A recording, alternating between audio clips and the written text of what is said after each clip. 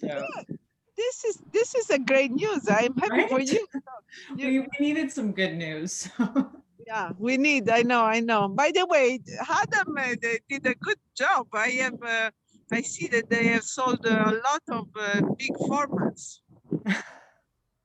The team came A lot. through. Yeah, good.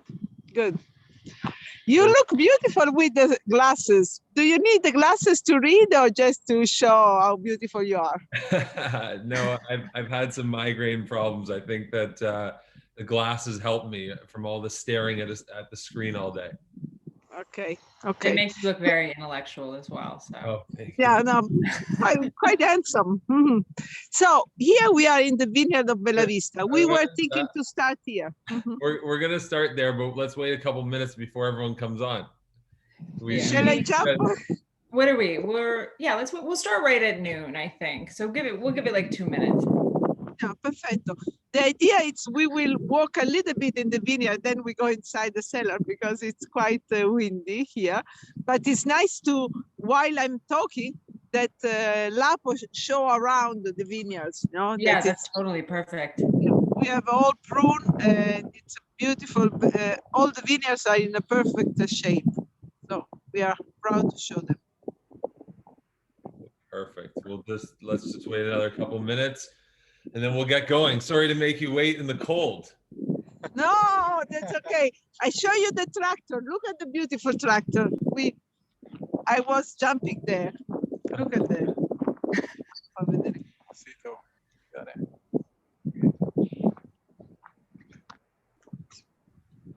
You're doing some vineyard work.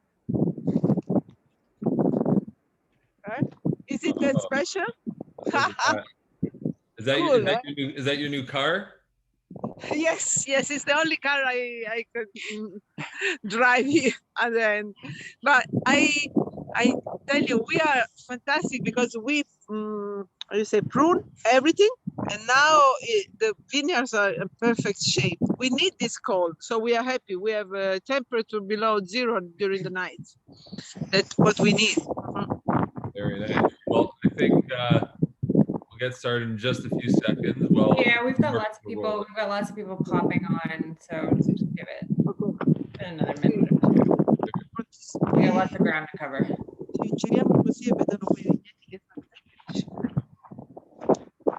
All right. It's a nice light. Do you like this? You look beautiful. You look gorgeous. This is perfect. Red's your color. Yes, I like red. It's like Olivia. Do you know Olivia? The pig. You should know about Olivia, the pig. I will send you the books for the kids. All right, well, let's get started. Everyone, thank you for joining us on this beautiful, if you're in Toronto, this beautiful spring day. I believe it's the first day of spring today. So it's quite nice, but thank you for joining us. Also, we're joined by Sheila Flaherty. I call her my partner in Zoom now, the webinars. So it's obviously very exciting, and we're joined by someone that's more than just a supplier to us, but family. I always like to consider my Italian mother, Lorenza Sebasti, from all the way in Tuscany. Lorenza, hello. Hello, welcome everyone to Castello di Ama. I'm happy to see you, but I would love to be with you there in Toronto. So hopefully there's just one quick housekeeping comment I want to make as well, just before we get started. Obviously, Lapo and Lorenzo are going to be out in the vineyards, in the cellar as well. So there might be a few spots, obviously. I mean, we're in the country here where service cuts out a little bit, but we'll have a little bit of patience. It might come and go a bit, but we're here, we're listening. So where are we? Where are you right now? Where are we starting off this tour? Okay, here we are in the Vigneto Bella Vista, you know, our oldest vineyard, and it's very beautiful.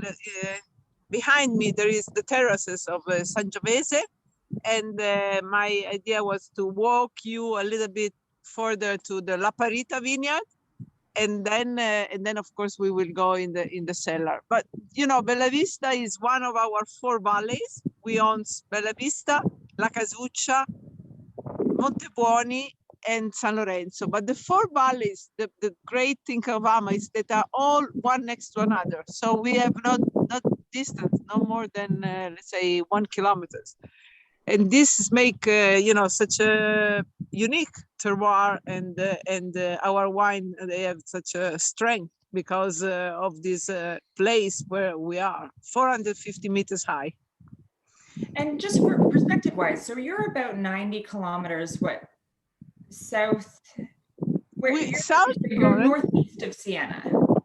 Exactly. Okay. Let's say if you look Tuscany in the map, you have in the north Firenze and the south Siena, and we are exactly in the between. That is the very heart of Tuscany, and it's very beautiful because we are surrounded by a lot of wild forests, wild oak. But the vineyards are very, very old. So in this area, they used to produce wine since the early 18th century. So we have, the recognition from the Grand Duke Pietro Leopoldo di Toscana that here there was the most beautiful place for producing Chianti in Tuscany, and let's say the really great wine for aging. Mm-hmm.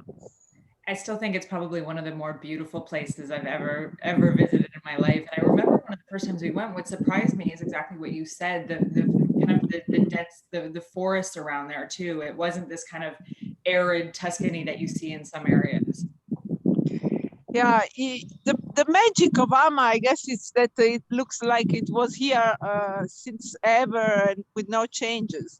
And the vineyards, of course, we are in frontier of the parcel number 1. So, we did a great work of library information. Marco, when he started here, was 1982. So as a winemaker, he was also appointed to make a sort of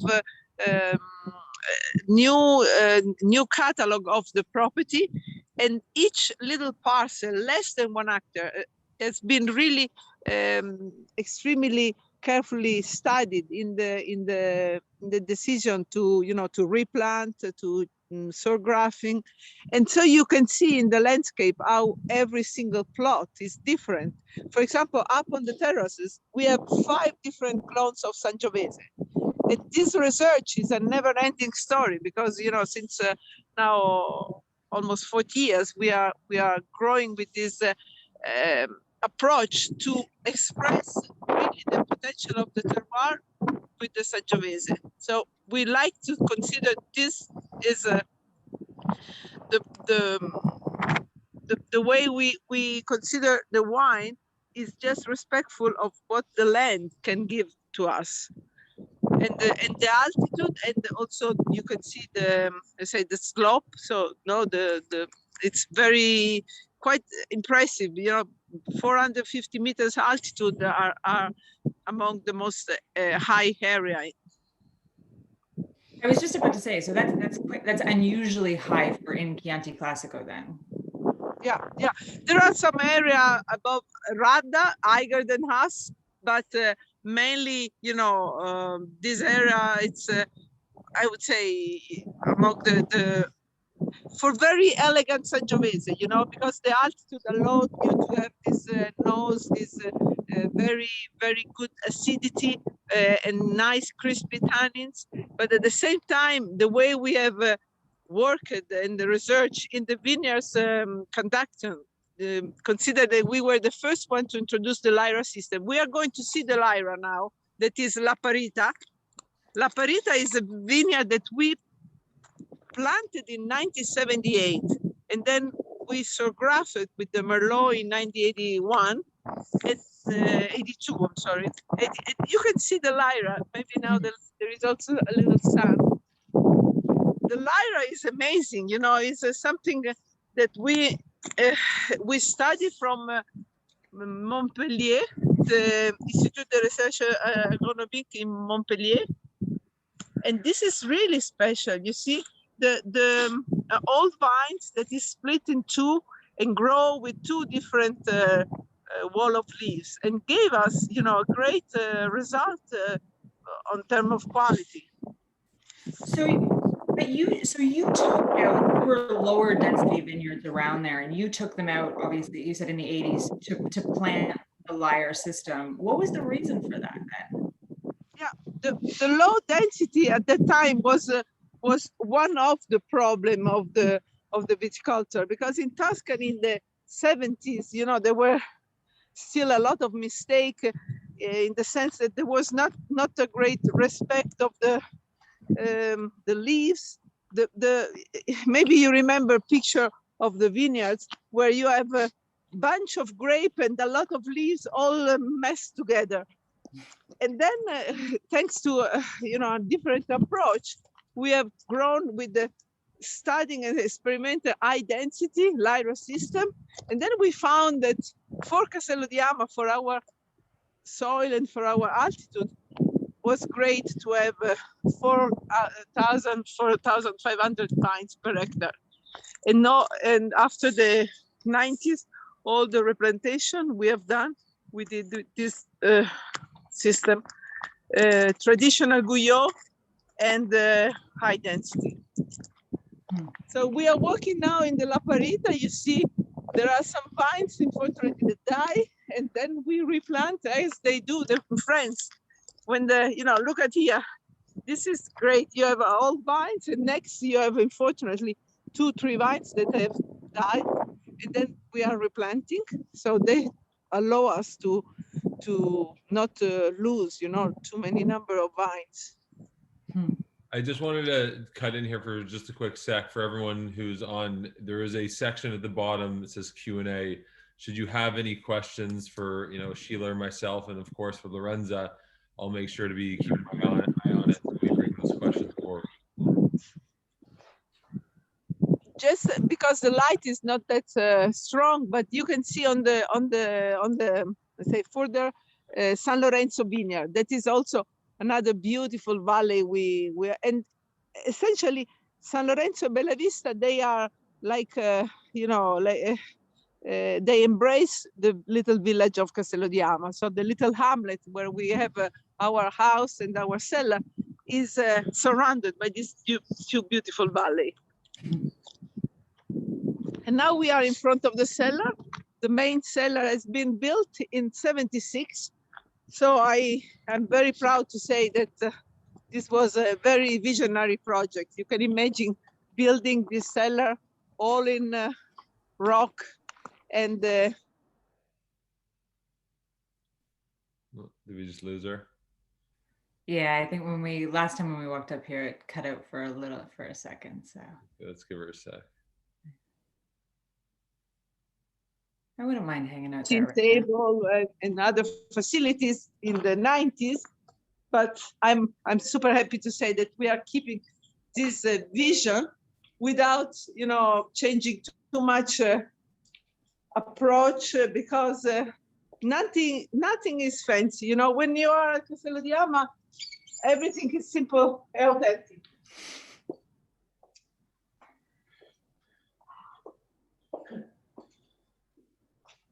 So now we are in the cellar. This is one of our 2 corridors with the stainless steel. And you can see we use a tank of 100, let's say medium 100 hectoliters, 50 hectoliters.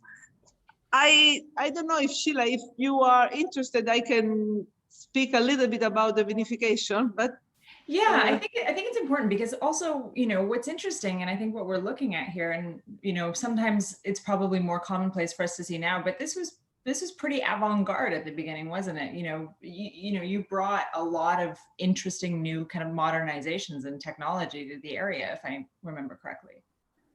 But you know, we have really, as I said, we have worked very, very much in the vineyards. But through the vineyards, we have brought, you know, in the cellar, very many different kind of Sangiovese. And then Marcos worked in the micro vinification. That was really important. So we start trying to really get the differences from Sangiovese from one area, another area. And until now, when we have the harvest, after the harvest, we have like 20, 25 wines of Sangiovese from all the different plots. But the way we work and the way we vinify, it's very simple. We, of course, harvest by hand, then we pass at the sorting table. The vinification we do with the steaming all the grape. And then in these vats, we work all the wine in the simple vats with a control of temperature, but just, leaving the natural heat work. And after the vinification is over, maybe Marco does some pumping over in the first days of the fermentation, but then the fermentation, the couvaison finish after maybe 25 up to 30 days. And then really we just vatting the vats and we're waiting for the malolactic fermentation that start naturally. Sometimes we have to warm up a little bit the cellar to let it go. But this is a process that I would say in 30, 40 years it never changed. Or we suppose that we do in a way that we respect the grape and we have this result. Sometimes we ask about, what is the method of the methodology in the vinification. But the methodology, I think, is starting with the quality of the grape. When you are able to bring the best quality of the grape in the cellar, then the work is almost done. And the less you touch, better it is. And then the aging process in the barrels is as well very simple. You make some racking when you need. Aging time in the barrels is up to 10, 12 months. Simple, I would say, we taste the wine a lot. So the good thing is that the sites of Ama, we produce only 300,000 bottles. Only for us, it's a lot of quantity, but the truth is that we can control in a almost every, let's say, everyday action.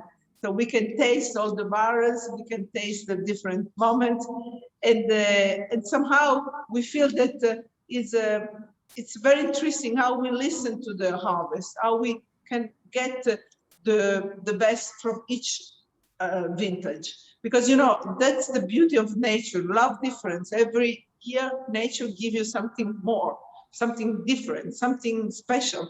And if you want to make this, let's say, in a protocol, you are going to lose a lot. But if you listen to this, if you open you to get these differences as a potential, then the wine are marvelous. And this is how we feel that you can always find in Ama wines a great respect of the vintage. You will never taste, a vintage like 2011 and that it tastes, less powerful. That was a beautiful harvest. It was rich, very ripe, and you get in the wine. Sometimes it happens, that vintage like 2012, we decided not to bottle any wine. That has been one of the greatest, I would say, tragedy in my life here, but the result could not achieve the standard that we wanted. So in that case, of course, we had to say, we have lost, and we didn't bottle any wine. But that must be an incredibly hard decision to make as a winemaker to say we're just not going to do it. It's not up to quality this year. It's something that with the technology, with this. Okay, now we are in a different I would say area. But until 2 years ago, everyone thinks that he can do everything. And I guess that in front of the nature, no, you have to respect the nature.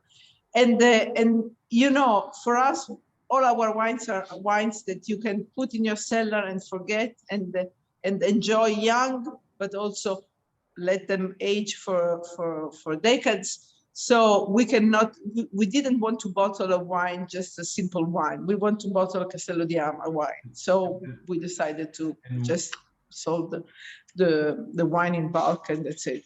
And when you, and for example, I believe it was the 2016 vintage, if I'm correct, that you didn't make Bella Vista and La Casuccia. It's 2016. In 2017, Marco, we did, you know, because of the altitude, we are very happy with the result of the 17. There is nothing. You remember Ama because you have sold Ama already, the Chianti Classico from the young vines. Ama was beautiful and not too ripe, very, very balanced. And this is the same for San Lorenzo and Haiku and La Parita. But for Bella Vista and Casuccia, normally what we expect is to have, let's say, a depth that we didn't really find. And that's why Marco decided to have, you know, Bella Vista and Casuccia are really two little jewels. The quantity is very small, but they bring Castello di Ama, I would say, in the range of the great wine of the world, and we want always to prove this. And because we were, you know, really next to the 16 that are amazing, you know, our 16 have been really blessed by God. We didn't find the possibility to make the wine that's quality. And so with those grapes and with that harvest, does that roll into the San Lorenzo? Yeah. San Lorenzo, it's a bargain. Yeah, you get a lot of, you know, really. We have been very happy. The few journalists that have tasted the wine, they really love it, and we do. San Lorenzo 17 is it's very generous. It's giving you a lot of you know, pleasure and depth, and it's a very wonderful wine. I love 17 San Lorenzo very much. Since the very first sip, when the vinification is over, I was very, very happy. Well, we look so forward to having those here. I don't know if, I'm not even sure if I told you, but today is the official release day for the 2016 San Lorenzo. So the Wow. timing of this was totally perfect. Oh, wow. And tomorrow is the first day of spring. And I guess it is a perfect time for the Sangiovese. You know, Sangiovese, it's like Pinot Noir. He has this particularity that sometimes he sleep and then he wake up, you know, he has waves during the year. And I guess that this is a really great moment for enjoying, drink Ama and all the other Sangiovese you love. But we walk a little bit because I know that the tour is about the cellar and there is so much to see. So we walk through the other corridor. The other corridor is where we also vinify the reds. And then we go in the cellar, the incredible part of Ama that is also, we are very proud of is the art collection. But okay, now in a virtual tour, it's too difficult. But there is one piece that we try to show you and enjoy with you because it's a great, great artist. One of our most important piece. I don't know if anybody wants to use the chat, but I'm not sure if anybody has had a chance to visit Castello di Ama. If you have, just throw it in the chat because we'd be so curious to. So here we are in the bar room.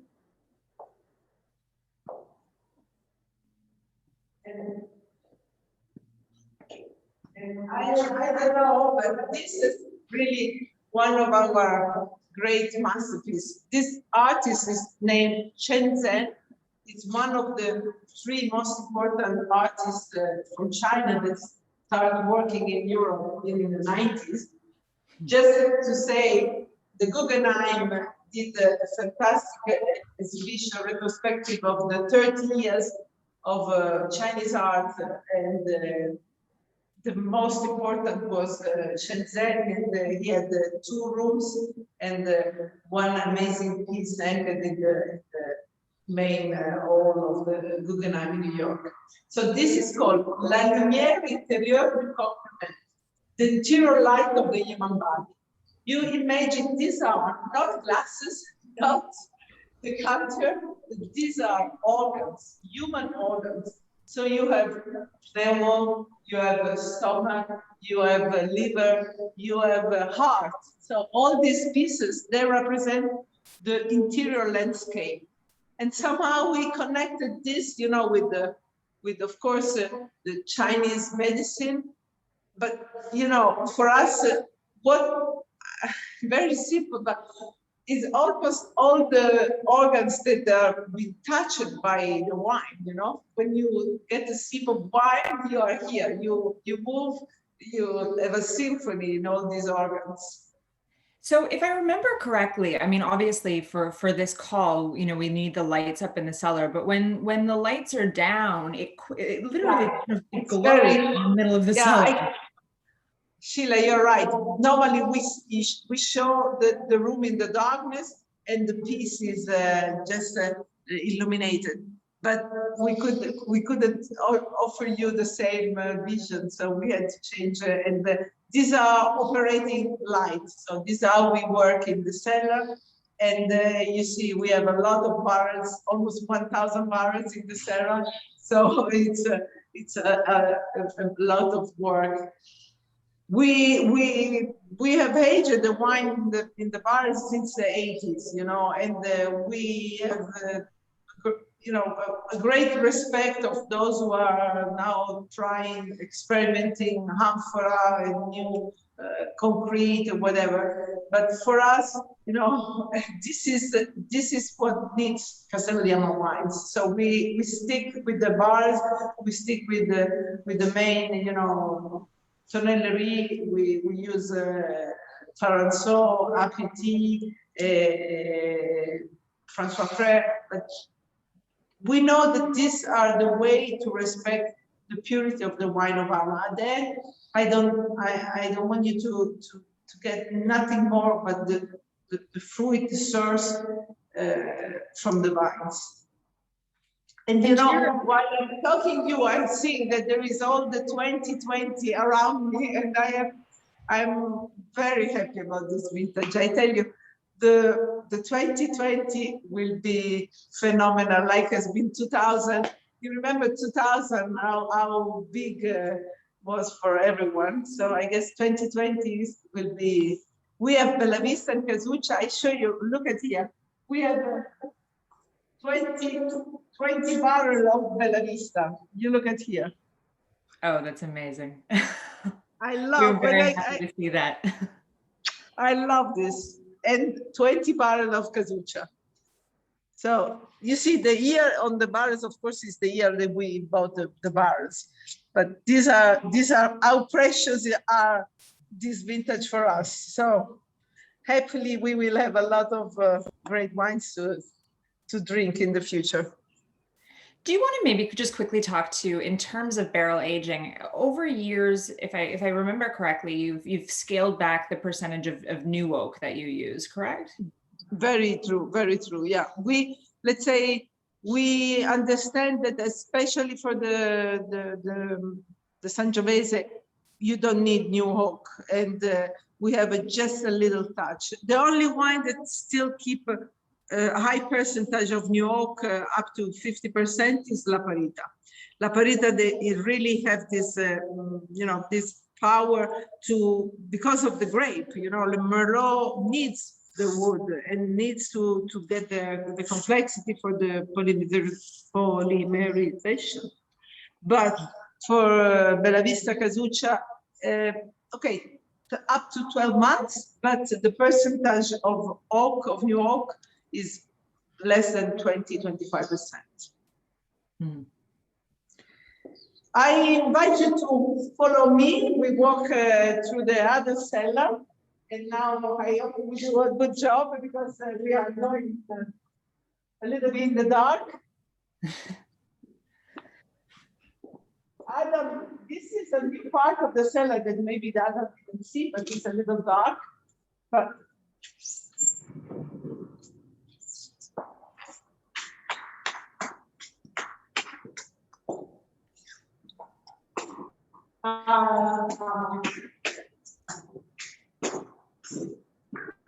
Sheila, if you have any question, I was just thinking, I mean, I know we'll get into the wines in a little bit, but Ken in the chat just asked a question, just speaking about the varietals in San Lorenzo, Bella Vista, and Casuccia, 100% Sangiovese, correct? Oh, we might have lost her. I just lost her. Yeah, I'll just wait until they get out.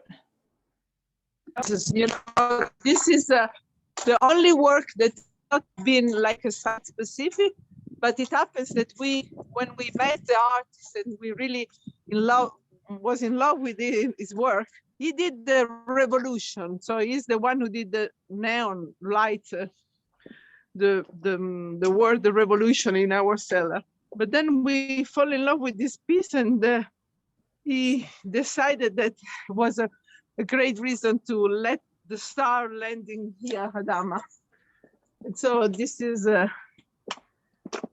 only one we have with no project site specific. So the contemporary art collection means that each artist has been invited. He has made a site specific project for us. That means that he has really get inspiration, enjoy to be with us, let him know the history of this place.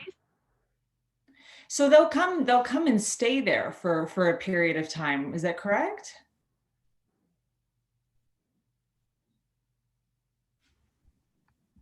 Lost her again. Yeah, I think she's gonna get up. And the summer, we are going to unveil a fantastic garden from Jenny Olser.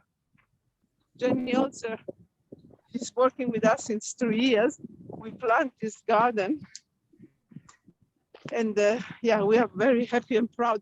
Hopefully, to show in the summer. This is a new little viale. I don't know the word in. It's a row of gelsi. We can't see right now. We're just gonna wait a second till I think the picture has to catch up a little bit. Looks like a beautiful piece of art, though. Yeah, exactly. Look, it looks like a nice sunset there. Oh, All right, here we go. oh, there she is.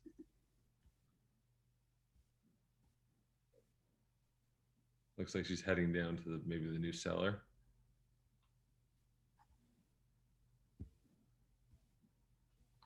Oh, it's cool to see in the chat that a few people have been. We cannot recommend it enough. If you find yourself in Tuscany, it's kind of it's a must see.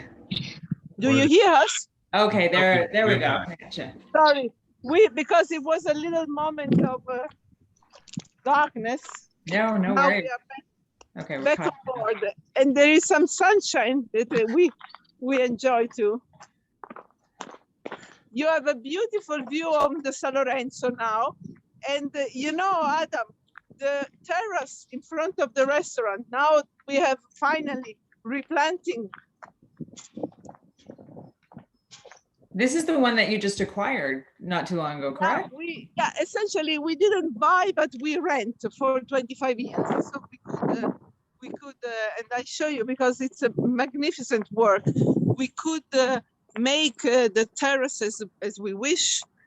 And here we are in the little village of Ama. The little village is very silent. Unfortunately, we are closing, still in lockdown until probably after Easter.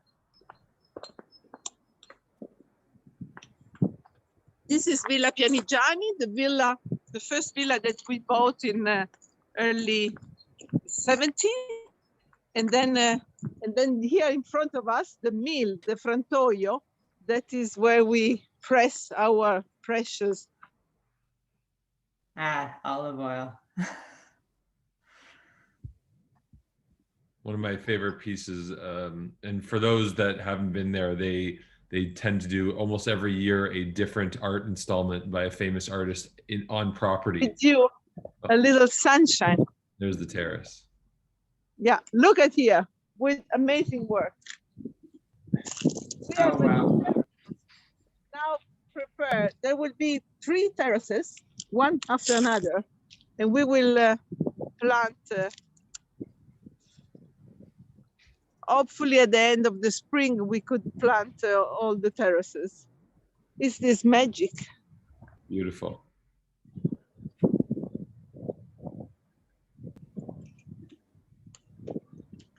So I'm thinking to go in the little cellar, the old cellar, just to have a brief encounter with the tree of Ama, 1 or 2 beautiful art piece, and then we are ready for the tasting, if it's okay for you. Okay, Yeah, great. that's perfect.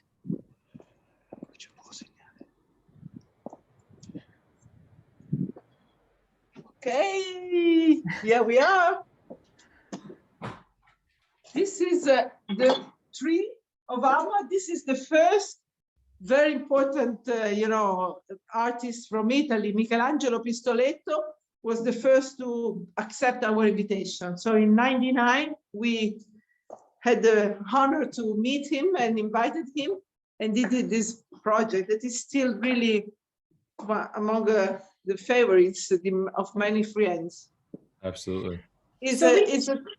We can see it, but maybe can you also just describe it a little bit? So it's what we're looking at. Makes sense.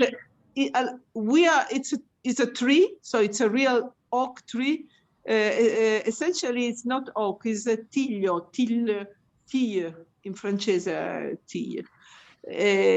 4 meters high, with a slice cut in the middle, and in this slice has been put 2 mirrors. So when you look at, you have this sense of infinity. So it's called l'albero di Ama, division and multiplication of the space. So you look inside and you have a reflection of the roof of the cellar, but it's a very, emotionally, it's a great piece. It's such a striking thing to just kind of stare into for a while. You can kind of get lost in it. Yeah, it looks quite nice also in the portrait. Yeah, And here, this is really another state-of-the-art cellar. This is the oldest part. We are back to probably 17th century. And here we have, in this cellar, we have the magic, My favorite part. I don't know if there's connection down there. Yeah.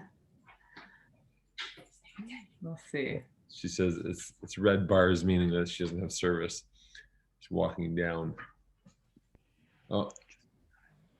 Do you see something? We could see and hear you now. Yeah. Yeah. This is the little topiary, the art piece of Louis Bourgeois. And you're if I remember correctly, you're looking down at that, correct? Yes, exactly. This is a cistern. So we are down in the cellar, but this is 3 meters down. So you are looking in a cage, and then there is this little girl on her knees. Is a marble, Portuguese rose marble, and it's really magic. I guess it's something that you have to breathe here to understand where are you. But for sure, it's our tribute to the spring, because this beautiful fountain and the water. But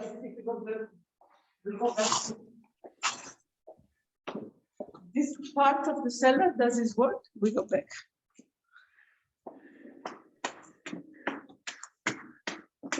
So now I guess the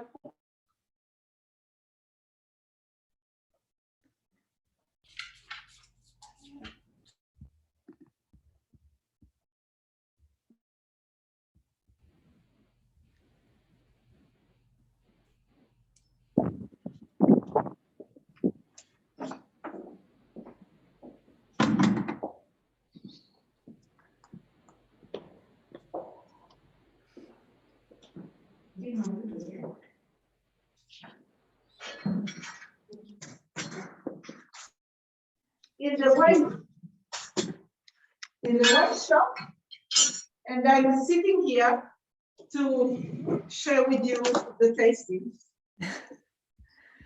So my question for the chat now as well is if anybody has anything open. Sheila, do you hear me okay? Yeah, this is good. Everybody, Adam, you good? Perfect. Sounds good. So my idea was to show you around, and the day is beautiful, the light is beautiful, but it's very cold. So now I need a little warm up, and I take out my coat and inviting you to, okay, I don't know if you ever see a glass of wine with you. I hope you have, because I absolutely need it. So my first sip will be Ama, but this is the new release of Ama, the 19. It's such a baby, but it's really a great achievement. I guess that probably is the most elegant Ama we have ever made. And why do you say that? What makes that one? Especially Ama is always the fruit of the young vines, and this makes sense because we have started with this replanting program in the early 90s, but then the quantity of the young vines become more and more important in the past years. So we decided to shift the wine from the young vines goes in Ama, and the wine of the old vines goes in San Lorenzo. And then we decided, for us, it should be always the fruit, the respect of the fruit, the purity of the fruit. Of course, Chianti Classico is also, you expect some power, some I would say rusticity. I say rusticity, I don't know if there's a word in English. Yeah, no, absolutely. Yeah. So I guess in this case, we have really make more attention to the finesse. So the velvet tines, but the nose, it's a little bit Burgundian. And you see the color is beautiful. It's Now, is it almost 100% Sangiovese or anything else blended into it? Always being 100% Sangiovese. Yeah, we put a little touch of Merlot if we have, a little more. So we can have this opportunity, but 95% is Sangiovese. And then Ken was asking in the chat before too, just the typical blends across the range. I mean, San Lorenzo, Bella Vista, La Casuccia, 100% Sangiovese? Okay, let's say the main wine, Sangiovese, it's Ama. So Sangiovese, as I said, 95% is Ama. In the other wine, you have always a blend that is Sangiovese up to 80%.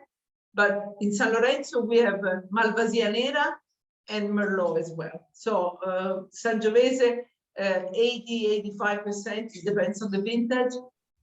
Malvasia Nera and Merlot. In Haiku is a 50% Sangiovese.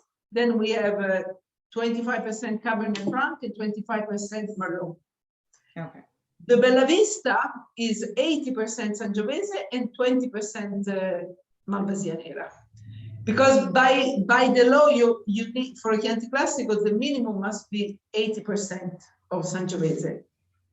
And Jamie just asked in the chat as well about Malvasia Nera in particular. Is this a grape that's often used in other Tuscan wines? But yes, because Chianti Classico has always been a blend. Let's say the tradition of the blend was also in the past to add white varieties, but not always, because the Grand Duke, for example, described very well in this book in the 1773 that you have the best wine produced only from red grape and wine for aging. But truly different grape, I guess it was very normal. Malvasia Nera, it's not that autochthon, but Canaiolo, Ciliegiolo, there are Colorino, there are other grapes that were spread in the property. You know, unfortunately in Italy, somehow we lost a lot of this huge variety, but at the same time, there are many varieties that have been named with different name, but they are, let's say, the same family. Sangiovese, it's like Prugnolo Gentile in Montepulciano, it's like Brunello in Montalcino. Mm-hmm. Then the clonal selection. That you say that there's a loss of a lot of grapes, because we still think about it as just such a wildly large number of indigenous varietals as well. But I guess compared to what has, you know, been around there over time. Yeah, I guess that now it's fortunately the trend of the international variety. It's less powerful than before. For a while, it's been important. Also, we recognize that thanks to La Parita, we could get the attention of journalists in the 80s, like Robert Parker or you know, Michel Laurent, Michael Broad. You know, there was a time where you need also to get through this wine as a I think a kind of worldwide examination. When you pass the examination with those varieties, then they start to recognize your potential. Because I mean, you worked for, if I remember correctly, there was almost a decade of working with Sangiovese and trying to truly understand it. And was it with projects that you did along with the university? Like I know Marco was the head of the consortio for a while too. Yeah, the Sangiovese, I think the Sangiovese has been in the DNA of Ama since the day one. So all our experiments with other varieties were really lead to understand more the Sangiovese. I remember that in the 80s, when we planted the Pinot Noir, for example, the first plantation we did was in 1984. Marco said that it was very important for him working with such a delicacy and particular, you know, in the vinification process with Pinot Noir, he could achieve and understand more how to work with the Sangiovese. So for us, we consider really the strength of Ama is to get this special Sangiovese expression in several different, you know, ways. But through, I say today, the recognition of Sangiovese among the greatest variety, like as a Pinot Noir, or we could say Nebbiolo, we can say Nerello Mascalese. This is worldwide achievement, and I'm happy to get this recognition. But there is an interview that I found the other week. It was Jan D'Agata. Jan D'Agata, you know, is a Canadian and he used to live in Rome, and he was very, very good as a you know, as a journalist, and he knows a lot about the wine. But this interview, it was recognized that I was pretending to show the Sangiovese in the 80s like a great wines. That was like I was foolish enough to think that Sangiovese can be a great wine at the same level of the other great appellation of the world. But truly in the 80s, this was the picture. We were a bunch of few, and the most they consider Sangiovese as let's say second rate of so the world, you know, changing and it's great. I'm happy to. It seems crazy to think of it as second rate. I mean, you know, it's probably the grape that got me into wine, and you know, you're right. It is, you know, it is seen now. It's the history, and as I said, the Jan D'Agata, he was a really very talented, and still is a very talented journalist. He tastes the wine. At the time, he was not either a journalist. He was just a very, very, customer of this Enoteca. He was in love, of course, with Bordeaux. He get a great experience tasting great wines from the world. But for him and for many, many people, Castello di Ama was La Parita, was the Merlot. And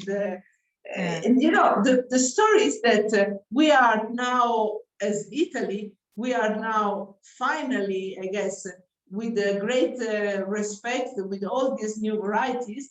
But Sangiovese is not a new variety. Sangiovese, it's very, very old, So Sangiovese and Nebbiolo are, I think, are the same pedigree of all the varieties like we have in other countries. But the good thing is that we have, and I tell you, this is what I am very proud of. If we open a bottle of 1988 or 1990 and we taste the 2016, we are here the same. You don't see any change. There is no, there is no fashion. There is nothing that is bringing you in another, system, or we are the same. And this makes me feel very proud. I feel myself as a guardian. I kept Marco did this great wine, but I always kept the vision that we can only make this wine because this is the place. Well, and that's it. I mean, it's one of the things we've seen forever is just this absolute sense of place and, this terroir. It's, if anyone on the call has been collecting Castello di Ama for a while, I think it's one of those things, you pull the cork and it really just, there's this incredible familiarity to it. And, it kind of really transports you there. So, so just to jump back in. So Ama. So we are just receiving our shipment of the 2018. So some people are going to start receiving deliveries next week. So I thought maybe it'd be kind of interesting to speak to that as well. Okay, we have now we have to really learn how French do to make. We have amazing vintage on the road, one after another. I'm so excited. Every single vintage I have in the glass, I am blooming because 15 was a masterpiece. 16, we consider the perfection. And 17, we challenged ourselves and they said, San Lorenzo is the wine that I can drink, one bottle by myself.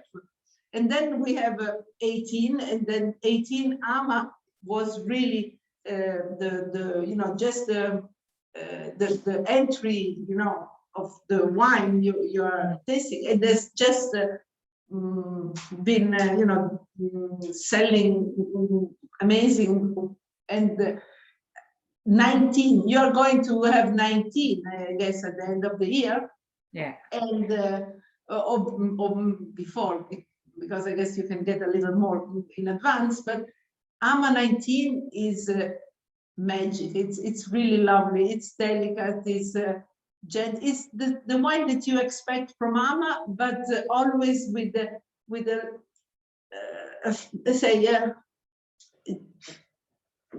the silky tannins that we have, I don't know, are amazing. I surprise myself always drinking Ama. There is always, when you're at the attack, the gentle tannins in the mouth, and then it's long, long, long. You taste 1, 2, 3, 4, 5, and still you have the fruit there. And it's jam, it's cherry. I know I'm spoiled in all this time. I have drink a lot of Ama by myself, but it's beautiful, I am happy to say that the wine of this purity, the wine are so fresh and so gentle. I know that at the end, when you open a bottle, you share. People love this. So seeing we're the release day for the 2016 San Lorenzo, so should we jump into that and taste and kind of discuss San Lorenzo a little bit? Okay, this is my baby. Here we have. So I know we're very excited to finally have it here. So on the label is written how many bottles we produce, so how many bottles we bottle, And this is 77,800 bottle, the total quantity we produce. So it's a very, very important wine for Castello di Ama. It's very prestigious. You can drink young, but then it's a wine that show you a huge potential of aging. You know, I imagine this wine in 20, 25 years, simple, you know. So can you speak? Can you just speak briefly to the élevage and the San Lorenzo and how this might differ from Ama? Okay, as I said, the grapes are the old grapes, so mainly from the San Lorenzo vineyard, and the other parcel where we have 20, 25 years minimum of age of the vineyards. And so the average is among the 30 average. Production is very low. We are really think in this case we are about 55 hectoliters per hectare, and we have the vinification is made in stainless steel by variety, so each variety is different: Sangiovese, Merlot, and Malvasia. But then it's been blended before going in the barrels. And the age in the time in the barrels is 10 months. And it is almost no new oak, oak of 1 year and 2 years. There was a question in the chat as to, you know, what you think are really the defining elements of the San Lorenzo and kind of what people should be looking out for when they're tasting. For me, San Lorenzo is the balance, the finesse of a great wine, but at the same time with a kind of approach, generosity of wine that you can also drink young. So you have the stature of a beautiful bold wine like you can have in all appellation, but the finesse allow you to drink this wine also young and give you this beautiful perception of depth. But it's a depth that in this moment bring you to the fruit. But it's let's say you understand that you are drinking a great wine, but at the same time you have the joy and the simplicity of, you know, of a, let's say, a familiar wine that it's not a wine that you say, oh no, I'm having a salad, I cannot drink a San Lorenzo. No, San Lorenzo you can get for breakfast and you're happy, don't worry. No, so it's special, you know. If you get a little piece of cheese, it's enough. If you drink by itself, it's wonderful. Yeah, there's always this approachability to it, which I think is awesome.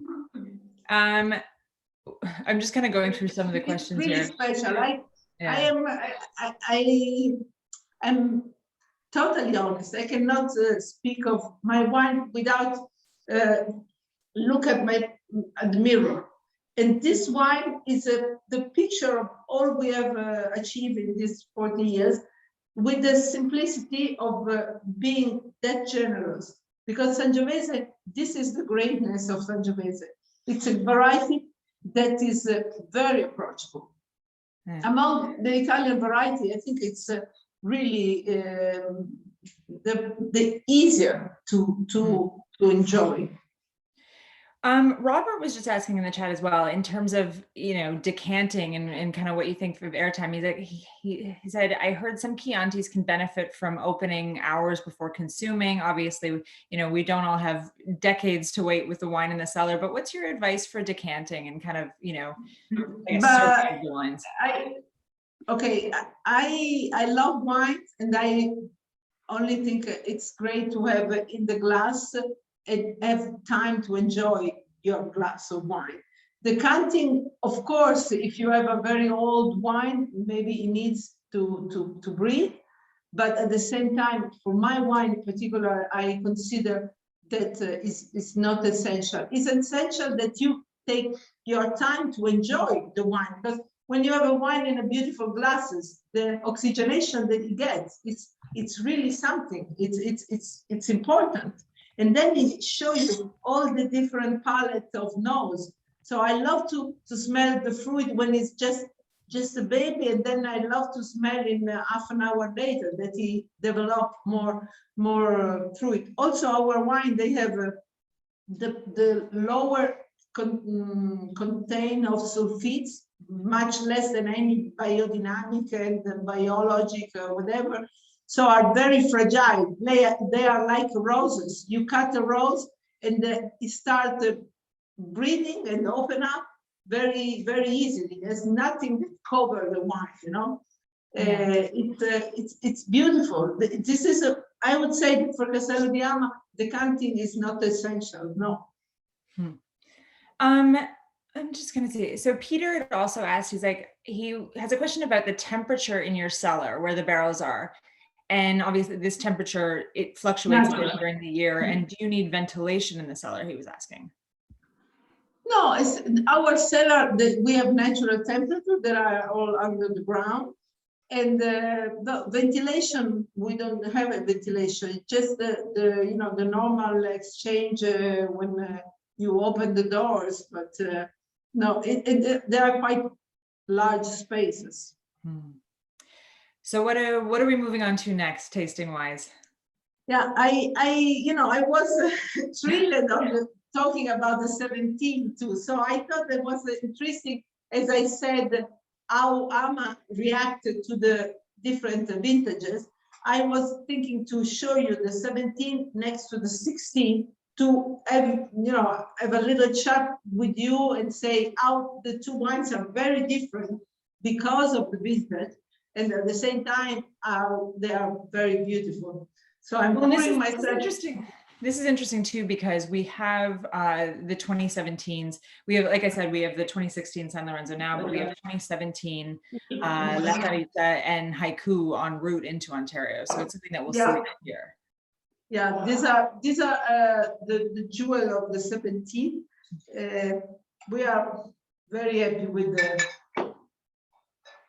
I said before, 17 has been a warm vintage. We say in Tuscany, we recognize it was hot, but at Ama, we didn't get any overripening because of the altitude, because of the soil. So you will not taste any notes of, jammy, absolutely not. At the same time, you have still with a very strong character of Chianti Classico. So you have a Violetta, you have a nice flower. Now, for example, I see perfectly the difference of 1 year of aging more in the bottle. That is very important, of course, to get the different palette on the nose. But there is a touch of licorice, a little more spicy in the 17. There is a little more, chair. Jamshid was asking in the chat what you would consider your flagship wine.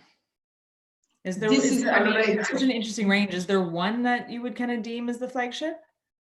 But when we decided in '95 to step into the Castello di Ama, so we decided that we have a main Chianti Classico that was Castello di Ama, that was the flagship wine of the state.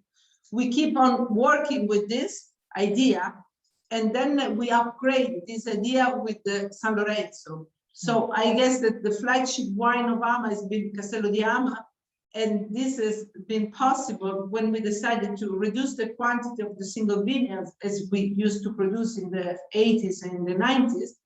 And in '96, we established the main wine of the state as Castello di Ama. So for many years, we produced up to 150,000 bottles of this wine. That means more than half of the production. But then, thanks to this process of new implantation and the Gran Selezione also, we decided to upgrade ourselves. We wanted to, honestly, we want to fight also in the reputation of the Chianti Classico among the other great wine of the world. And I guess that despite the Gran Selezione is well or not yet understood, we are considering that the best wine comes from the greatest vineyard. And the work we have done at Ama has been always with this idea of producing the best Sangiovese in our property. So San Lorenzo, for me, is absolutely a great achievement. Of course, we can always do better. We have this is the beauty of being a wine producer, that it's never enough. You challenge yourself with every vintage. But truly, we are on board with this wine. That if I have to see the Pope, let's say the Pope has already drunk San Lorenzo, by the way, because he's a wine lover, this Pope, thank God. But we have, say, I stand with this wine. Yes, I am proud of this wine. We had a number of people asking if you're watching as well, and if you're curious as to how to get San Lorenzo, you can always just send us an email. So it's just sales@halpernwine.com, and we can secure some of that for you. Okay, before, I guess we're running over an hour. So let's talk about Haiku quickly, and then we'll end with Margarita. Yeah. Okay, Haiku, and I put the two bottles here in front of me. So Haiku and La Parita, let's say the mother and the son. La Parita is a great project of the 80s, so we have been very happy to say that is the iconic wine of the state. But Haiku comes from a vineyard that we bought in '97. We planted from scratch. We decided to experiment the Cabernet Franc. And so this blend is a real nice story. We love the way to have a blend that show, a complexity, but with the Sangiovese that is still I would say the main role. And it's Haiku. It's a lot of fun. It's different from San Lorenzo. It's let's say more shining. Maybe it's let's say it's not that austere.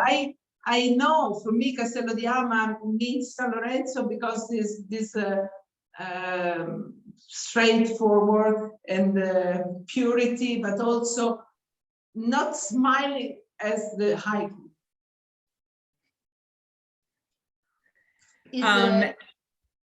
Yeah, maybe it's it's a wine that makes happy many people that enjoy the roundness, the dark, the spiciness, but in a very elegant way. So it's important for us to have also kind of sun and moon, and I would say Haiku would be the moon if San Lorenzo is the sun. And then La Parita, how does that compare? Obviously, we were in the vineyard to start off. I'm happy to say that now in these 40 years, I've done a lot of vertical tasting of La Parita and several vintage, one after another. And La Parita is La Parita. There is nothing like La Parita. If you have tasted La Parita and you love it, this is it. It's not a wine that you can, you can put in other area. La Parita is burned at Ama. It's a little piece. It's a very important piece because it's the darkness, but at the same time the depth of this area. There is nothing about Merlot. It's Merlot 100%, but it's a true authentic expression of this particular land. We have Merlot in several parts of the vineyards. But La Parita is that little underachieve of 2 hectares where we have this result that is magnificent. And I want to say something about this. My homage to Marco, because Marco now is 38 vintage. He never put himself, behind La Parita. He never tried to be a macho. His vinification has become always a step behind the vines, So you have this wonderful encounter of a man that is describing his wine, but putting always the vine's head, There are many winemakers that I respect in the world, and I think Marco is really among them, someone who considers his work in the service of the vineyards. It's like, you know, absolute humility in winemaking. Yeah, exactly. Like our friend that we love very much, Monsieur the Lardière. We love Jacques. So I think Jacques Lardière, absolutely. Paul Pontalier, Jacques Lardière are this, you know, for me, inspiration. Paul bless us from above. But truly, I love these men that they don't talk, but they make the wine talking from the vines, you know? I'm not sure if everybody's familiar, but she was just referring to Jacques Lardière, who is the winemaker for Maison Louis Jadot for 47 years. And again, just another, like Marco, just another incredible example of just, you know, humble winemaker, really focused on terroir, really focused on kind of the pure expression. So, and I know we're running a little bit behind. So I just, any last questions? I know, sorry, there's one from Dennis. He, let's see. He wants to go, is hoping to go on a cycling tour in Tuscany, maybe October. What are your thoughts on October for visiting? I think it's magic. It's beautiful. Perfect. We look forward. You know, I am so, I'm missing so much all my friends. The past year has been really sad because of this. So hopefully we can all travel and be together. And now we know how important it is, you know. So we have proved ourselves to be at home so much. Only the wine have this power to bring us, you know, together somehow. We will be long overdue for a visit by the time we can get there. I know we were supposed to go as a team last year, so hopefully next year. Any advice for, I mean, if people are visiting Chianti kind of in the next few years, is hospitality open? Is it a possibility for people to visit? Yeah, we have Adama. We have a beautiful villa with 5 suites where you can stay overnight. You can book in our website, and there is a restaurant, a very nice, let's say, family restaurant where we offer traditional Tuscan food and guided tour, of course, always.